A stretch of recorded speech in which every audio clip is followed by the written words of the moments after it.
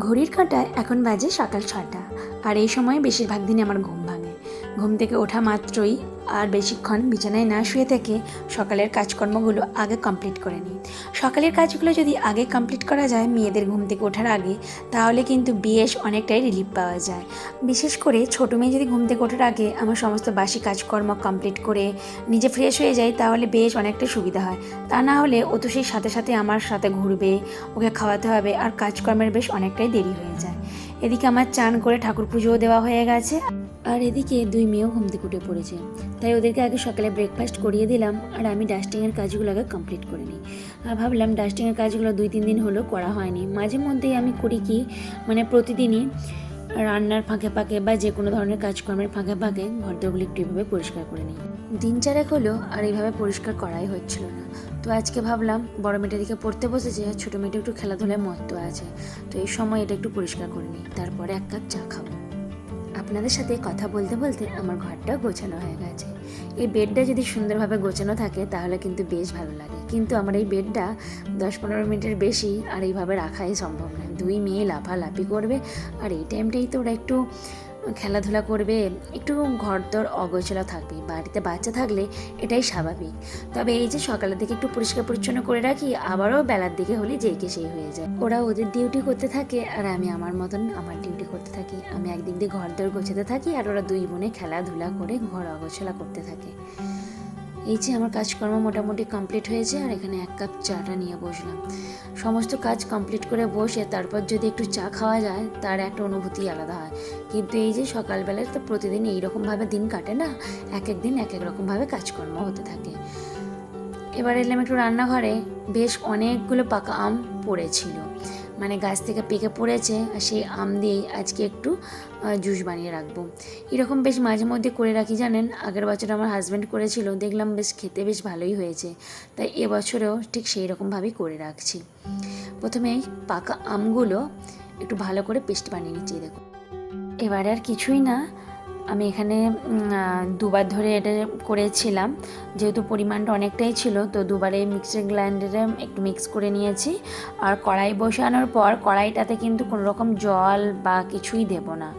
তো নর্মালি এই দিয়ে কড়াইটা বসানোর পরে যে কড়াইটা যে গরম করতে হবে তেমনটাও না, আমি জাস্ট গ্যাসটা অন করেছি। আর এই যে একটু সামান্য পরিমাণে দিয়ে দিচ্ছি এখানে আমি জল। তবে জলটা আপনারা কিন্তু এখানে প্রথমেই একদম পাতলা করেও করতে পারেন। আমি একেবারে পাতলা না করে মোটামুটি থিকনেস একটু থাকবে সেরকমভাবে করছি। আর পরিমাণ মতো আমি এখানে 3 কাপের মতন চিনি দিয়েছি। আর আমি একদম একটু মোটা থিকনেসভাবেই করে রাখলাম, যাতে ফ্রিজে বেশ স্টোর করে রাখা যায়। আর যখন আমি এটা শরবত বানাবো, ঠান্ডা জল দিয়ে শরবতটা বানিয়ে নিই। 2 মেয়েকে চান করিয়ে দিলাম। আর এই যে আমার ছোটো মেয়ের কীর্তিটা দেখুন, ও একদম ছোট থেকেই যখন এই কাজলের টিপ পড়াই, ও একদমই নড়ে না, চুপ করে বসে থাকে। আর এখন তো অনেকটাই বড় হয়ে গেছে, আবার এখন সাজগোজের ব্যাপারে ওরা আবার এখন নতুন নতুন কত আইডিয়া এসেছে। নিজে নিজে সাজবে, মাঝে মধ্যে টিপ নিয়ে চলে যাবে, আমাকে সাজিয়ে দিতে হবে, চিরুনি নিয়ে যাবে, চুল আঁচড়ে দিতে হবে, এই সমস্ত কিছু করতেই থাকে।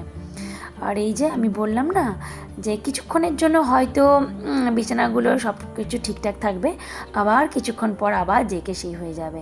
দুজনে অনেকক্ষণ ধরে নাচানাচি করছে, খেলাধুলা করছে, তাই এলাম একটু আমি জল খাইয়ে দিলাম। আর আমি এদিকে রান্না বান্না করছিলাম, আর রান্নাঘরে এতটা গরম লাগছে, তাই ভাবলাম যাই ওদেরকেও আগে একটু জল খাইয়ে দিয়ে আসি, আর সেখানে গিয়ে আমিও একটু জল খাই। মাঝে মধ্যে হয় কি, এসিটা মাঝে মধ্যে চালিয়ে দিই, আর ওরা তখন খেলাধুলা করে। আবার সারাদিন যদি এসি চলে, তাহলে ওই যে এত পরিমাণে কারেন্টের বিল আসবে যে সেটার বলার মতো নয়। তাই বিশেষ করে আমাদের দুপুরের দিকে একটু এসিটা চালানো হয়, আর রাতের দিকে একটু চালানো হয় আর কি।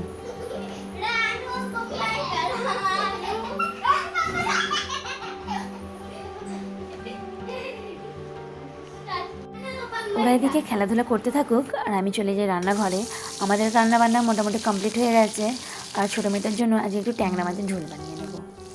এর আগে মাগুর মাছ, শিং মাছ আর নানান ধরনের মাছের যে ঝোল বানিয়েছিলাম, বা ছোটো মেয়েটার জন্য যা কিছু রান্না করি সেগুলো আপনার সাথে শেয়ার করলে আপনারা দেখি অনেকেই বেশ নানান ধরনের কমেন্ট করেন। তো আজকেও ভাবলাম যে ঝোলটা বানাচ্ছি সেটাই আপনার সাথে শেয়ার করি।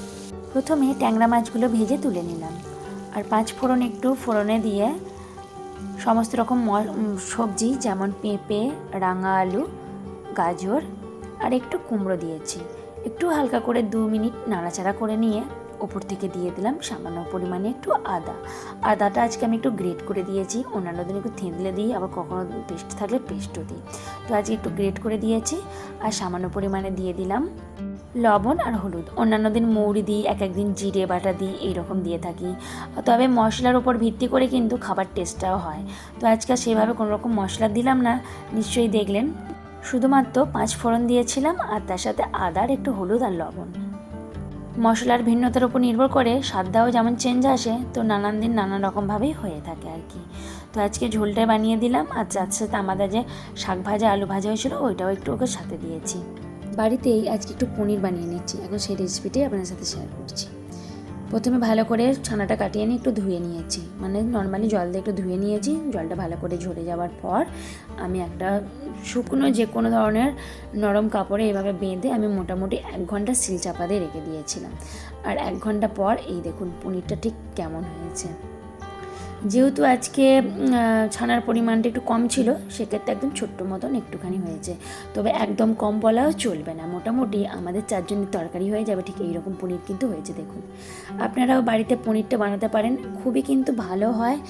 আর বাচ্চাদেরকে একদম যে দেবেন পুরোপুরি নিজের হাতে তৈরি করে দেবেন, আর খুব কিন্তু সফটও হয়। আমি 2 রকমভাবে ছোটো মেয়েটাকে পনির বানিয়ে খাওয়াই। তো পরবর্তীতে আপনাদের সাথে অবশ্যই সেটা শেয়ার করার চেষ্টা করব। দুপুরের পর থেকে মুষলধারে বৃষ্টি শুরু হয়েছে, তাই ওয়েদারটাও বেশ ঠান্ডা মতন হয়েছে। তাই ভাবলাম ড্রাই ফ্রুটস যখন মেয়েদেরকে অনেকদিন দেওয়া হয়নি, আর এই ঠান্ডার ওয়েদারে একটু দেওয়া যেতেই পারে। তাই আজকে ড্রাই ফ্রুটসগুলো ভিজিয়ে রাখছি, মানে সারা রাত ভিজিয়ে রাখবো আর কাল সকালেই দেবো। আর সেই রেসিপিটা আপনার সাথে শেয়ার করবো পরবর্তী দিন। তাহলে আজকের ভিডিওটি এই পর্যন্তই রাখলাম। কেমন লাগলো ভিডিওটি অবশ্যই কিন্তু কমেন্ট সেকশনে জানাতে ভুলবেন না। আপনাদের করা একটা লাইক, একটা কমেন্ট আমাকে পরবর্তী ভিডিও বানাতে মোটিভেট করে। যদি ভালো লেগে থাকে তাহলে অবশ্যই একটা কমেন্ট করবেন এবং একটা লাইক করতে একদমই ভুলবেন না। আর যদি আমার কোনো ভুল ত্রুটি হয়েও থাকে সেটাও কিন্তু কমেন্ট সেকশনে রেখে যেতে ভুলবেন না। শেষ পর্যন্ত আমার সাথে থাকার জন্য অসংখ্য ধন্যবাদ।